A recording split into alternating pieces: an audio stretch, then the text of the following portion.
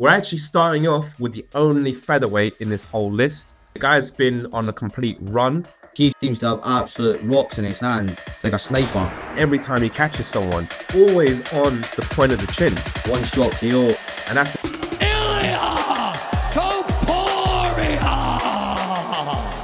You know, the funny thing is, Lewis, I feel like if he hadn't have knocked out Max here and Alex last year, I probably wouldn't even put him here. What do you think? I agree with you as well, but just to be able to knock the two of them out back to back as well, I think as well, because he's a lighter weight, they don't get as much credit as what they do for their power. But he just seems to have absolute rocks in his hand. To be able to knock the two of them out, and also what he done to Bryce Mitchell as well, punched him about as well, and it's had so many different knockouts, especially for a featherweight to put people out like that. It's not very common. Yeah, and the weirdest thing is, he doesn't look like the devastating, unbelievable puncher. Like, I'll give you an example. Rumble Johnson. Yeah. He had such explosive and fast hands. It's like you can't deny that he's a puncher. But then you look at Ilia Topuria, and it's not like, none of these shots are loaded, no wasted technique. It's just always on the point of the chin every time he catches someone. Do you think it's more power, or do you think it's just really, really good technique at this stage? I think it is a bit of both, but in terms of certain people on the list that are just sort of like born with it and they're just powerful, whereas Ilia, I think's technique is so perfect, similar to Conor McGregor. Is like when he was at featherweight, he had just like that one shot KO, and because his technique's so crisp with his boxing, I think it's more his technique than his just power. Yeah. But in terms of some of the other guys, obviously on the list, they're more just sort of big bruisers and catch you one shot. Whereas Ilia, everything's calculated and everything's just it's like a sniper. Yeah, and he actually started off his career as a submission artist. Well. He had 1, 2, 3, 4, 5, 6, 7. He had 7 submissions without any KOs at the start of his career. He had 1 KO at Brave CF 29. That was his first ever KO ever. And then he went into the UFC. He got the decision win over Yusuf Zalal. Then he started getting KOs. He got 3 KOs in a row. The Giant Herbert KO was beautiful. That was crazy. Yeah. He just about got finished in that fight as well. And he came back and he took a dull one and he's managed to come back and still put it on him. But yeah, and I didn't really think much of Ilia's performance here before he KO'd Giant Herbert. In my opinion, I was thinking, this kid's just overhyped, man. But hey, he's proven it time and time again, man. The guy he can catch you and he'll just shut your lights out, man. It's over. The 4th on our list, he's extended the UFC record for the most knockout wins. He doesn't need technique, man. He knows he's got the power. All he's waiting for is that one moment.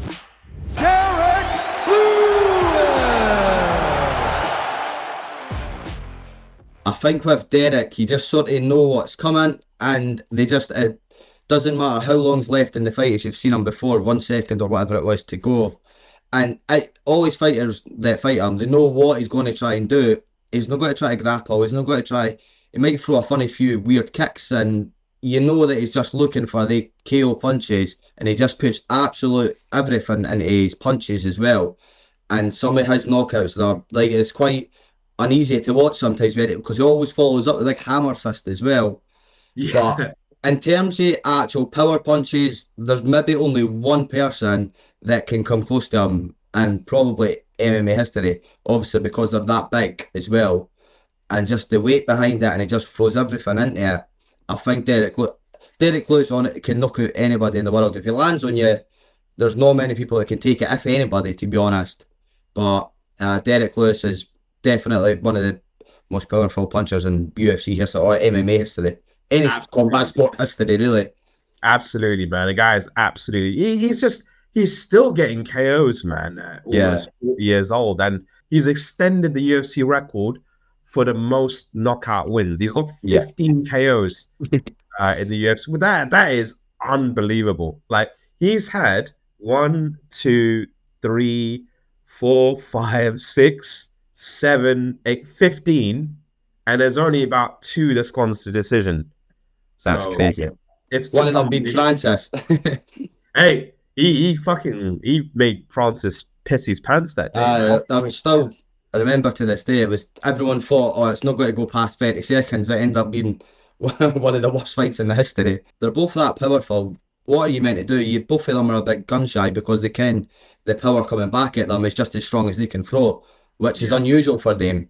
I will say this, and I didn't mean to sound it like a end it off in a negative on Derek Lewis, but he doesn't have great technique. He's probably got the worst technique in this whole list. Like he fights like a barroom brawler. Let's be really honest here. But it just shows you that the guy is just like, he knows he's got the power. He knows he can shut your lights out. He doesn't need technique, man.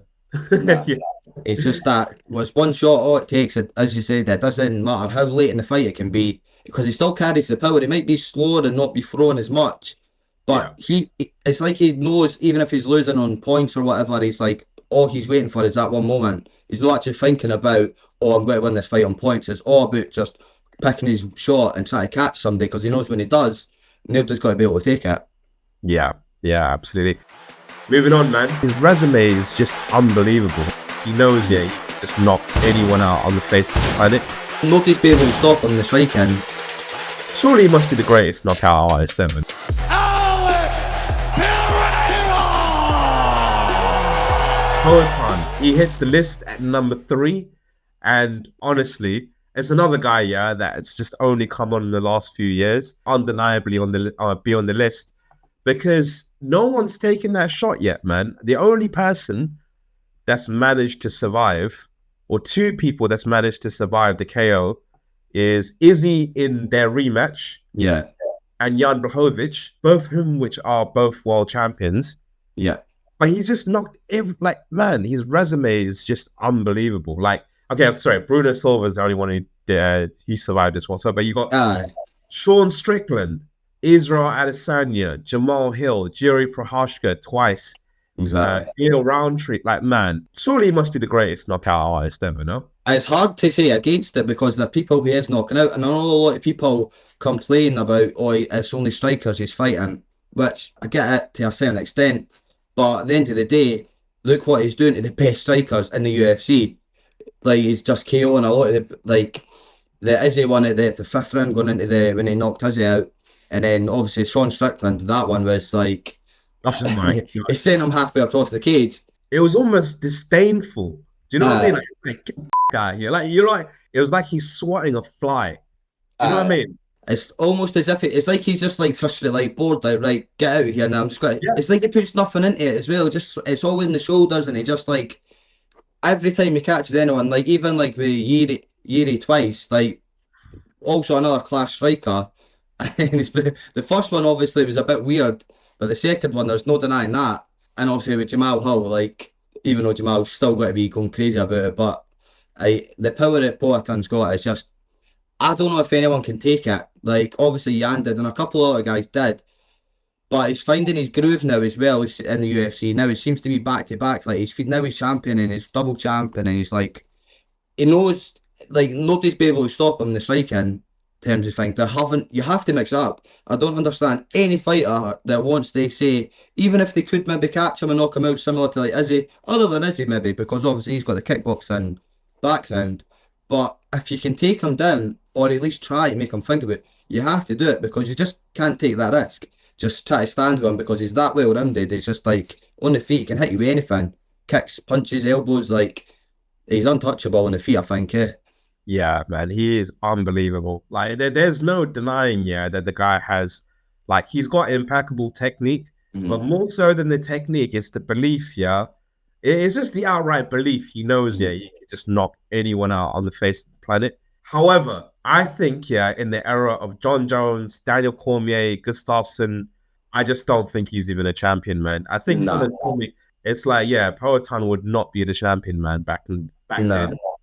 There were so many good grapplers then as well. Like a lot of these guys here, they were just like DC in his prime or Jones in his prime. Even Gus would, I think, the same. He would be able to take him down, and that's what makes you look forward to the Ankalaev fight, to see if Ankalaev actually, if he gets the fight, that is.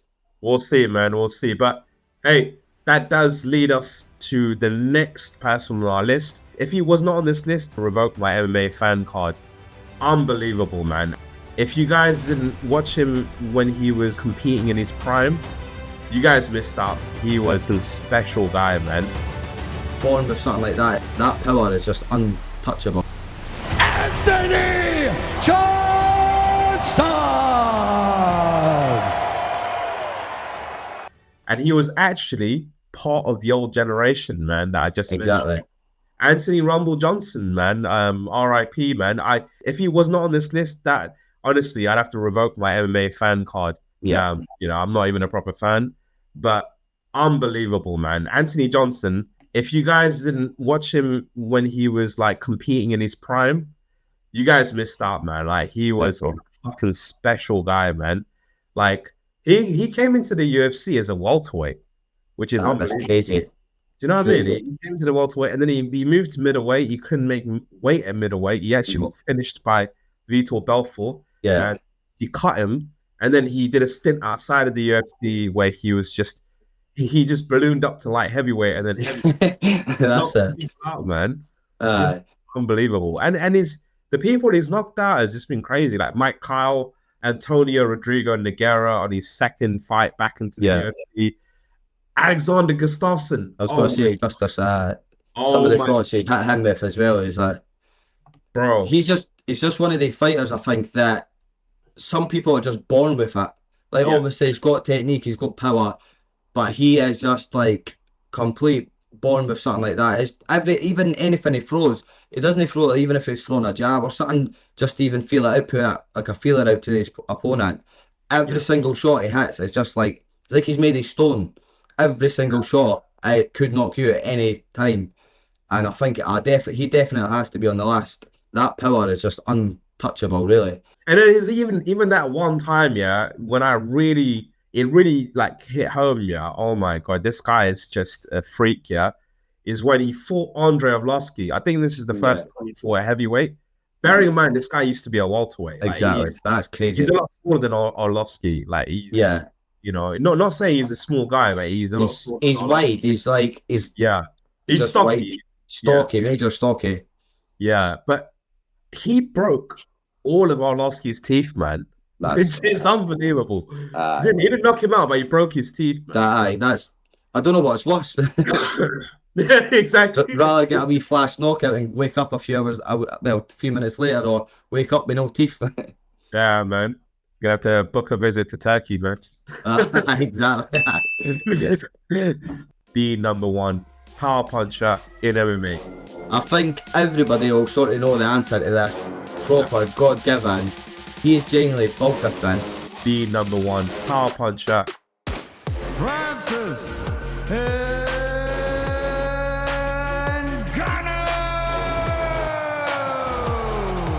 As was it to say that he hits as hard as a Ford Escort going at full speed? I'm not quite sure how true that was, but you see what he does to literally everybody. Like, that Overeem knockout is one of the scariest things I've ever seen. Oh my God. Like, it's the way his head went like this, like, you know, like if you were to, because everyone knows, how his head is like, how his head looked, after you watched it. It's like the neck, got stretched out a little bit. Like, it honestly, like, it looked like he could have broke his neck, like, because it's like whiplash. He gave him proper whiplash with it, I think. Obviously, that one, and even the Curtis Blades one as well, is just like, there's too many to, every single person he's fought is just, like, Rosenstrike one. Rosenstrike, that fight, he just sort of came out all guns blazing. I think he had a table booked for later than that night, because he was in a Western outfit. He was in and out within a couple of minutes, and he was like, it's like he was windmilling, and it was like no technique in it. It's just like, he knew, he was like, I'm going to finish you now, and that's it, game over. But the Stipe one, obviously, to when he became the champion, that was like, it was similar to the Derek Lewis. It's the follow-up. It's like, oh God. But Stipe obviously thought he caught him in the tracks. Is like, nope, coming to that. And also, even to be able to go and do what he done and fought Tyson Fury in boxing, gave him a very close fight, put him on the canvas and stuff. He's got to be number one, surely. He has to be, man. I mean, who's gone over to boxing after being the UFC world champion? I mean, he might not have won, but you just dropped the world champion in boxing, man. Exactly. No one's done that. No one's done that. So for me, there's never gonna be a bigger power puncher than Francis Ngannou, in my opinion. I don't think it's gonna happen in a lifetime, man. Nah. He is what we were saying earlier about like God given. He is proper God given, and then you put a bit of technique in it, and then you just from where he's came from as a kid and stuff. All you hear about his upbringing and how he go over to Europe and that, and then you just see it. It's just an absolute monster, a human, and what he does to everybody is just. Even now, like even in his recent fight in PFL too, he's just bulk different. He is genuinely bulk different. I don't see who he can like fight in PFL. Who's got to even give him a? I'm gutted that he's over in PFL. To be honest, to see him against even Tom Aspinall would be unreal, or even like John Jones obviously or Pavlovich would be another like too big. But it's just one of the things. I'm going over there. Obviously, he had his issues, but in terms of nobody can touch him when it comes to power punches. No, there's no many boxers can even come close to his type of power. Maybe Deontay Wilder. Yeah. I would say Deontay Wilder is the only person that can potentially hit. I think he might be the only person, but to go over and do that to Tyson in boxing, everybody never gave him a shot too. That made it even like I know more like, and then he put him in the gut, and you see Tyson's face like, what have I just been hit with? And then he's throwing the Superman punches later in the fight, feeling his confidence in that. But I think Francis is a clear number one. Yeah, I mean, it's just unbelievably ridiculous to have anyone else here apart from Francis Ngannou as number one. But number one. Hey, look, guys, thank you so much, for listening to the show. But yeah, please keep staying tuned. We're gonna do a submission series. We're gonna do a lot more of these top fives, top tens. So keep subscribing, keep watching the channel, and stay tuned.